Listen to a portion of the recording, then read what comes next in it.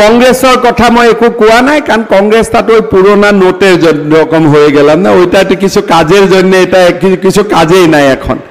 আর মোদী আর রাহুল গান্ধী কিবা কম্পেয়ার হয় নাকি? কিছু কম্পেয়ার হয় মোদীজি আর রাহুলজির? আৰু একবাৰ ৰাহুল গান্ধী অসমত আহিলে ভাল হলহেঁতেন, তেতিয়া যি কংগ্ৰেছত বাকী আছে এইবিলাকো আমাৰ তাত সোমাই গ'লহেঁতেন। একবাৰ ৰাহুল গান্ধী অসমত আহিলে কমলাক্ষ পুৰকায়স্থ চব আকৌ বিজেপিত সোমাই গ'ল। আৰু যদি একবাৰ আহে তেতিয়াতো মোৰ কষ্টই নোহোৱা হৈ যাব, পুৰা কামে খতম হৈ যাব। এতিয়াতো আপোনালোক গ'লে আচৰিত হৈ যাব, গুৱাহাটীৰ ৰাজীৱ ভৱন একদম, আপোনালোক ৰাজীৱ ভৱন গ'লে দেখিব ইয়াত কি কাৰফিউ চলি আছে নেকি? সেলফ ইম্পোজ কাৰফিউ, কোনো মানুহে নাই। কমপ্লিট ভাৰতৰ মানুহ এতিয়া মোদীজিৰ লগত।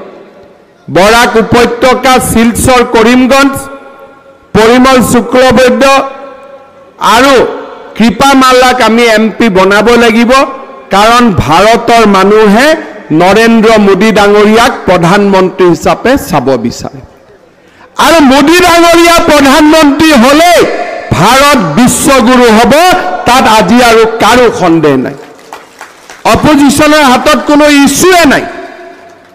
সেইকাৰণে মই অপজিশনৰ কথা কোনো ক'ব খোজা নাই।